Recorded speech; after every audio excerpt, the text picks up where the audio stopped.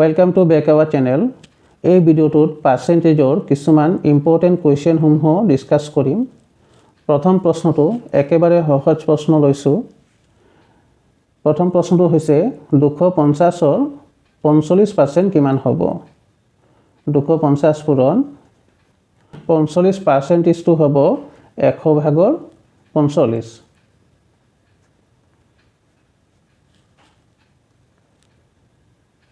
শূন্য আৰু শূন্য কটাকটি কৰিম। 10ক 5 কাটিম 2, 45ক 5 কাটিম 9, 25 আৰু 9 পূৰণ কৰিম 225, 225ক 2 ৰে হৰণ কৰিম 112.5। উত্তৰ হৈছে অপশ্যন এ। 2 নম্বৰ প্ৰশ্ন হ'ল এটা সংখ্যাৰ 38% হ'ল 133। সংখ্যাটো কিমান? 38% হ'ল 133। 38% সংখ্যাটো হৈছে 133। তেনেহ'লে 100% সংখ্যাটো হ'ব পূৰণ 100। 38ক 2 ৰে কাটিম 19, 100ক 2 ৰে কাটিম 50, 133ক 19 ৰে কাটিম 7, 7 আৰু 50 পূৰণ কৰিম 350। সংখ্যাটো হৈছে 350। উত্তৰ হৈছে অপশ্যন বি। পিছৰ প্ৰশ্নটো হৈছে এখন পৰীক্ষাত পাছ কৰাৰ বাবে 38% নম্বৰ অৰ্জন কৰিব লাগে। যদি সৰ্বাধিক নম্বৰ 750 হয়, পৰীক্ষাত পাছ কৰিবলৈ কিমান নম্বৰ অৰ্জন কৰিব লাগিব? মুঠ নম্বৰ আছিলে 750 আৰু পাছ কৰা নম্বৰ হৈছে 38%। পাছ কৰিবলৈ কিমান নম্বৰ লাগিব? 750ৰ ভিতৰত 38% পাব লাগিব। 38% মানে হৈছে 100 ভাগৰ 38। শূন্য আৰু শূন্য কটাকটি কৰিম। 10ক 2 ৰে কাটিম 5, 38ক 2 ৰে কাটিম 19, 75ক 5 ৰে কাটিম 15, 19 আৰু 15 পূৰণ কৰিলে হ'ব 5 9 45, 5 4 9, 9 1, 5 9 18, 2 285। উত্তৰ হৈছে অপশ্যন ডি। 4 নম্বৰ প্ৰশ্ন হৈছে এজন মানুহৰ দৰমহা প্ৰথমে 20% বৃদ্ধি হৈছে, তাৰ পিছত আকৌ 30% বৃদ্ধি পায়। বৃদ্ধিৰ মুঠ শতাংশ কিমান হ'ব উলিয়াব লাগে। মানুহজনৰ প্ৰথমে দৰমহা যিমান আছিল তাৰ পৰা 20% বৃদ্ধি হৈছে। বৃদ্ধি হোৱাৰ পিছত যিমান দৰমহা হৈছে তাৰ ওপৰত আকৌ 30% বৃদ্ধি হৈছে। বৃদ্ধিৰ শতাংশ কিমান হ'ব উলিয়াব লাগে। ধৰি ললোঁ মানুহজনৰ দৰমহা হৈছে 100 টকা। 20% বৃদ্ধি হ'লে মানুহজনৰ দৰমহা হ'ব 120 টকা। এতিয়া আকৌ 30% বৃদ্ধি হৈছে। 30% বৃদ্ধি হৈছে এই 120ৰ ওপৰত। 120ৰ 30% হ'ব 36। মুঠ দৰমহা হ'ব 120 আৰু 36 156। মানুহজনৰ দৰমহা ধৰিছিলোঁ 100, বৃদ্ধি হৈ দৰমহা হৈছে 156। বৃদ্ধিৰ শতাংশ হ'ব 156 বিয়োগ 156%। উত্তৰ হৈছে অপশ্যন ডি। 5 নম্বৰ প্ৰশ্ন হৈছে যদি Xৰ দৰমহা Yৰ দৰমহাতকৈ 40% কম, তেনেহ'লে Yৰ দৰমহা Xৰ দৰমহাতকৈ কিমান শতাংশ বেছি? Xৰ দৰমহা Yৰ দৰমহাতকৈ 40% কম। তেনেহ'লে আমি Yৰ দৰমহা ধৰিম 100। Xৰ দৰমহা হ'ব 40% কম। 40% কম হ'লে Xৰ দৰমহা হ'ব 60। Yৰ দৰমহা Xৰ দৰমহাতকৈ কিমান শতাংশ বেছি? Xৰ দৰমহাতকৈ কিমান শতাংশ বেছি Yৰ দৰমহা? Xৰ দৰমহা হৈছে 60, 60তকৈ Yৰ দৰমহা 40 বেছি। পূৰণ 100%। শূন্য আৰু শূন্য কটাকটি কৰিম 6ক 2ৰে কাটিম 3 1ক 2ৰে কাটিম 50 4 আৰু 50 পূৰণ কৰিম 200 তলত আছে 3 200ক 3ৰে হৰণ কৰিম 3 6 গুণ 18 3 6 গুণ 18 দশমিক আহিব 3 6 গুণ 18 2 আকৌ দশমিকৰ পৰা শূন্য আহিব 3 6 গুণ 18 এনেকৈ 6 6 ওলাই থাকিব উত্তৰ হ'ব 66.6 আমি দুটা সংখ্যা ওলাব লাগে দুটা সংখ্যা ওলাব হলে আমি 3 নম্বৰ সংখ্যাটো চাব লাগিব যদি এই সংখ্যাটো 5 বা 5তকৈ ডাঙৰ হয় তেতিয়া এই সংখ্যাটোৰ লগত যোগ হ'ব যদি 5তকৈ কম হয় এই সংখ্যাটো যদি 5তকৈ কম হয় তেতিয়া ইয়াত যোগ নহয় ইয়াত যি সংখ্যা থাকিব সেই সংখ্যাই হ'ব কিন্তু ইয়াত 3 নম্বৰ সংখ্যাটো হৈছে 5 বা 5তকৈ বেছি ইয়াত 1 যোগ হ'ব 6 ৰ লগত 1 যোগ হলে 7 হ'ব 66.67% উত্তৰ হৈছে অপচন বি 6 নম্বৰ প্ৰশ্ন হৈছে কোনো এটা সংখ্যাক প্ৰথমে 30% বৃদ্ধি কৰা হ'ল তাৰ পিছত তাক 30% হ্ৰাস কৰা হ'ল সংখ্যাটোৰ বৃদ্ধি বা হ্ৰাসৰ শতাংশ হ'ল ইয়াত সংখ্যাটো দিয়া নাই সংখ্যাটো আমি ধৰিম 100 প্ৰথমে 30% বৃদ্ধি হৈছে সংখ্যাটোক প্ৰথমে আমি 30% বৃদ্ধি কৰিম 30% বৃদ্ধি মানে 100ত বৃদ্ধি হ'ব 30 100 সংখ্যাটো হ'ব 130 আকৌ কোৱা হৈছে 30% হ্ৰাস কৰা হ'ল 30% হ্ৰাস মানে 100ত কমিব 30 100 সংখ্যাটো হ'ব 70 100 ভাগৰ 70 100 আৰু 100 কটাকটি কৰিম 0 আৰু 0 কটাকটি কৰিম 0 আৰু 0 কটাকটি কৰিম 13 আৰু 7 পূৰণ কৰিম 91 আমি সংখ্যাটো ধৰিছিলো 100 সংখ্যাটোক প্ৰথমে 30% বৃদ্ধি কৰা হ'ল আৰু তাৰ পিছত 30% হ্ৰাস কৰা হ'ল 30% বৃদ্ধি আৰু 30% হ্ৰাস কৰাৰ পিছত সংখ্যাটো হৈছে গৈ 91 সংখ্যাটো আছিল 100 সংখ্যাটো হৈছে 91 অৰ্থাৎ সংখ্যাটো হ্ৰাস হৈছে হ্ৰাসৰ শতাংশ হ'ব 100 বিয়োগ 91 9% উত্তৰ হৈছে অপচন বি 7 নম্বৰ প্ৰশ্ন হৈছে আশীৰ 10%ৰ 20% হ'ল আশী সংখ্যাটোৰ প্ৰথমে 10% উলিয়াব লাগিব ইয়াৰ পিছত আকৌ 20% উলিয়াব লাগিব আশী পূৰণ 10% দিয়া আছে তাৰ কাৰণে 100 ভাগৰ 10 আৰু 20% দিয়া আছে তাৰ কাৰণে 100 ভাগৰ 20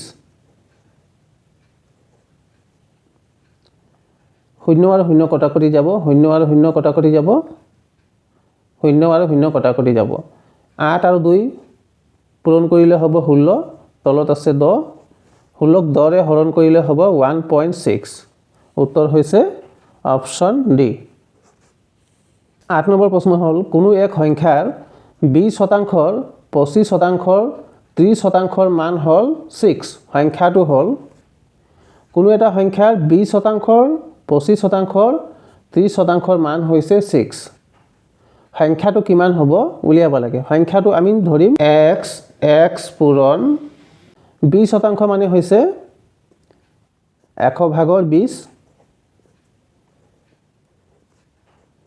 25% মানে হৈছে 100 ভাগৰ 25 আৰু 30% দিয়া আছে 100 ভাগৰ 30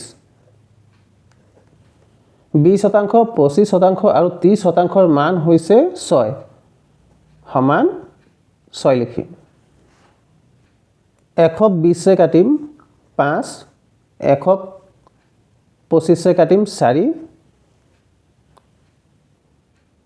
শূন্য আৰু শূন্য কটাকটি কৰিম কটাকটি কৰাৰ পিছত থাকিলে ওপৰত 3 আৰু x পূৰণ কৰিলে হ'ব 3x তলত আছে 5 4 10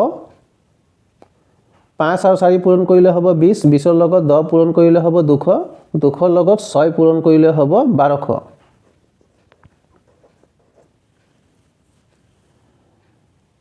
1200 3 কাটিম 400 100 মান হ'ব 400 সংখ্যাটো হ'ব 400 উত্তৰ হৈছে অপচন বি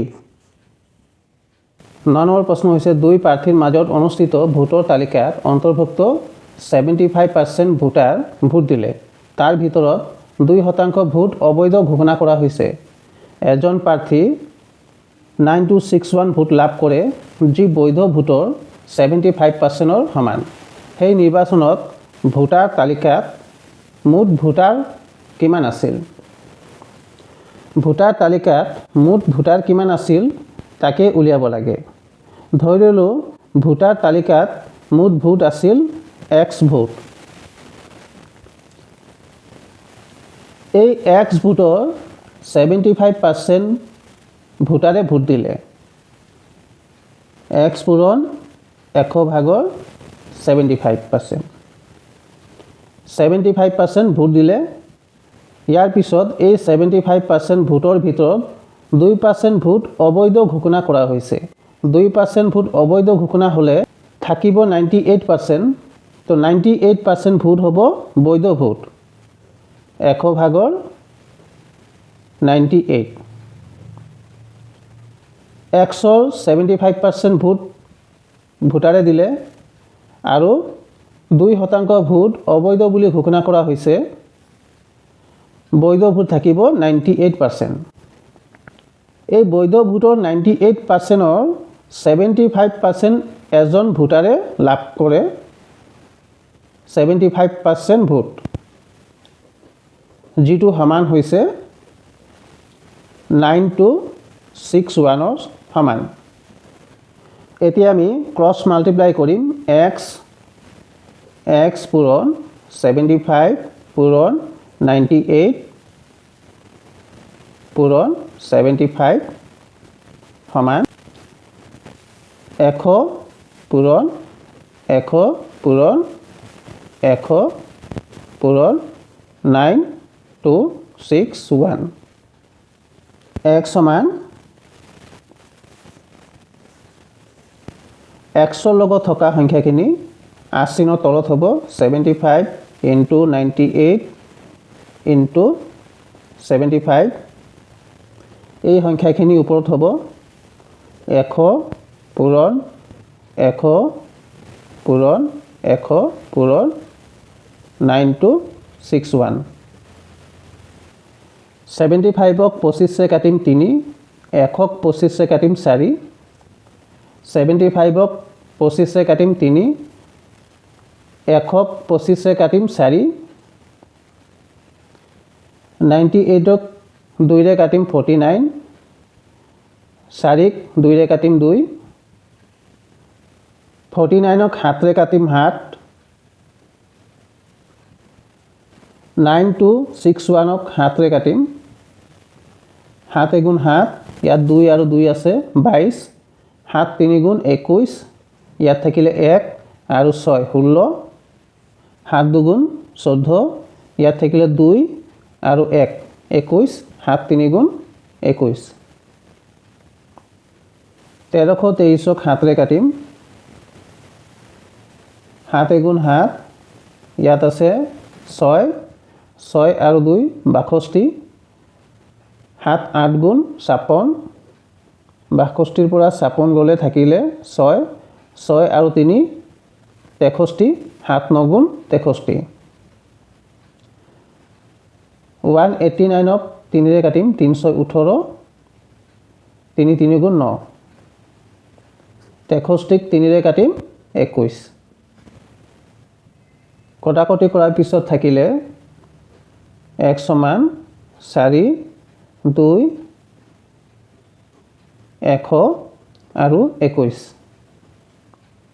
4 আৰু 2 পূৰণ কৰিলে হ'ব 8 8ৰ লগত 21 পূৰণ কৰিলে হ'ব 8 8 দুগুণ 16 168ৰ লগত 100 পূৰণ কৰিলে হ'ব দুটা শূন্য যোগ হৈ যাব 16800 উত্তৰ হৈছে অপচন ডি 10 নম্বৰ প্ৰশ্ন হৈছে এখন নিৰ্বাচনত এজন প্ৰাৰ্থী লাভ কৰে মুঠ ভোটৰ 62% আৰু তেওঁ 35640 ভোটত জয়লাভ কৰে। যদি কোনো ভোটক অবৈধ বুলি ঘোষণা কৰা নহয় তেন্তে মুঠ কিমান সংখ্যক ভোট দিয়া হৈছিল? যোনে 62% ভোট পাইছিল তেওঁ 35640 ভোটত জয়লাভ কৰিছে। ধৰি ললো মুঠ ভোট আছিল 100। যোনে জয়লাভ কৰিছে তেওঁ ভোট পাইছে 62% আৰু যোনে হাৰিছে তেওঁ লাভ কৰিব 38%। 38 আৰু 62 হৈছে 100%। 100ৰ 62% ভোট হৈছে 62 আৰু 100ৰ 38% ভোট হৈছে 38। যোনে জয়লাভ কৰিছে তেওঁ 62 ভোট পাইছে আৰু যোনে হাৰিছে তেওঁ 38 ভোট পাইছে। 62ৰ পৰা 38 মাইনাছ কৰিলে হ'ব, ইয়াৰ ডিফাৰেন্স হৈছে 24। অৰ্থাৎ যোনে জয়ী হৈছে তেওঁ 24টা ভোটত জয়ী হৈছে আৰু যোনে হাৰিছে তেওঁ 24টা ভোটত হাৰিছে। 62% আৰু 38% ভোটৰ মাজত ডিফাৰেন্স হৈছে 24%। এই 24%ৰ মানেই হৈছে 35640। 24%ৰ মানটো হৈছে 35640। তেন্তে 100%ৰ মান হ'ব ইনটু 100। 35640 আৰু 100 পূৰণ কৰিলে হ'ব 35640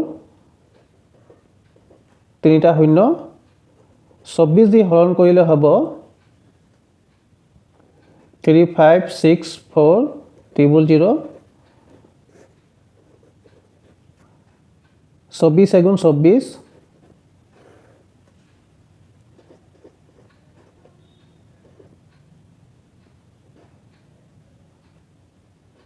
4 24 গুণ হৈছে 96।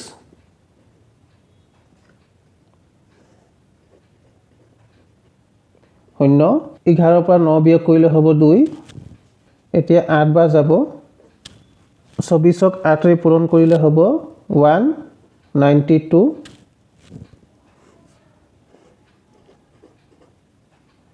2 1। এতিয়া 5 বাৰ যাব। 5 24 গুণ 120। 0 দুটা আছে, 0 দুটা হ'ব। উত্তৰ হৈছে 148,500। Option A. পিছৰ প্ৰশ্ন হৈছে এখন পৰীক্ষাত 90% ছাত্ৰ পাছ কৰিছে আৰু 600 ছাত্ৰ ফেল কৰিছে।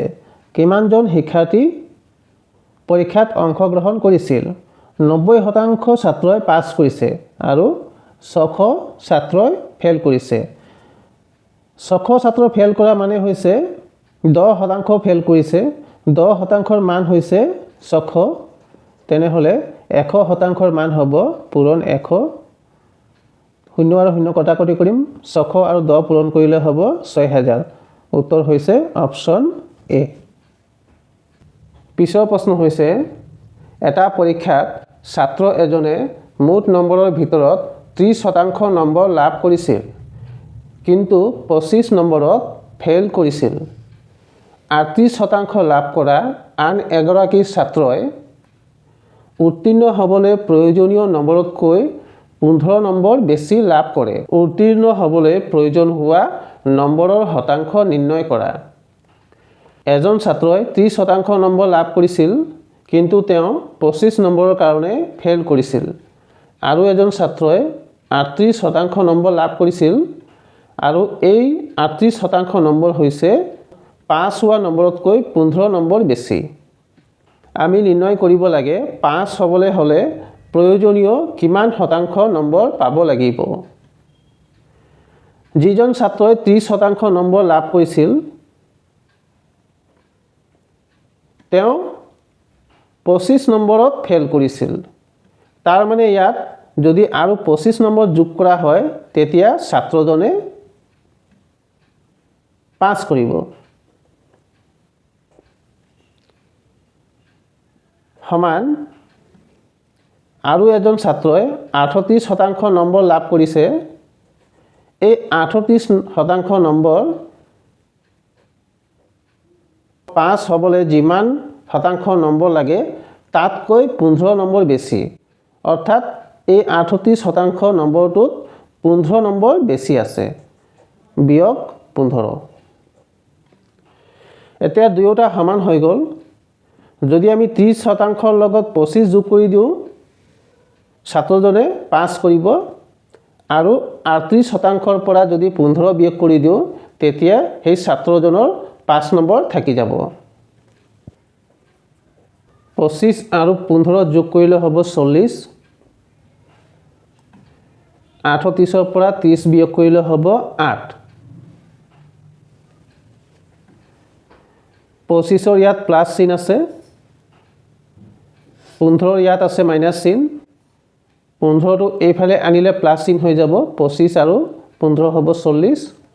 30ৰ ইয়াত আছে প্লাছ চিন, এইফালে আনিলে হ'ব মাইনাছ চিন। 38ৰ পৰা 30 বিয়োগ কৰিলে হ'ব 8। 8% সমান 40। 1% হ'ব 5। আমি উলিয়াব লাগে 5 হ'বলৈ কিমান নম্বৰ লাগিব। আমি 5 হোৱা নম্বৰ ইয়াৰ পৰা ওলাব পাৰোঁ আৰু ইয়াৰ পৰাও উলিয়াব পাৰোঁ। 30% যোগ 25। 30 যোগ 1%ৰ মান হৈছে 5। অৰ্থাৎ 5 নম্বৰত হৈছে 1%।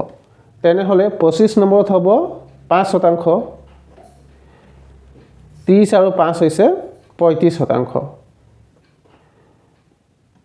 উত্তীৰ্ণ হ'বলৈ প্ৰয়োজন হোৱা নম্বৰৰ শতাংশ হৈছে 35%। উত্তৰ হৈছে অপশ্যন বি। আমি ইয়াৰ পৰা উলিয়াব পাৰোঁ 38% বিয়োগ 1%ৰ মান হৈছে 5। 5ত হ'ব 1%, তেনেহ'লে 15ত হ'ব 3%। 38ৰ পৰা 3 বিয়োগ কৰিলে হ'ব 35%। উত্তৰ একে ওলাব। আমি উত্তৰটো ইয়াৰ পৰা ওলাব পাৰোঁ আৰু ইয়াৰ পৰা উলিয়াব পাৰোঁ। আৰু যদি কোৱা হয় পৰীক্ষাত মুঠ নম্বৰ কিমান আছিল, 1%ত নম্বৰ হৈছে 5 নম্বৰ, তেনেহ'লে 100%ত নম্বৰ হ'ব 500 নম্বৰ। মুঠ নম্বৰ হ'ব 500।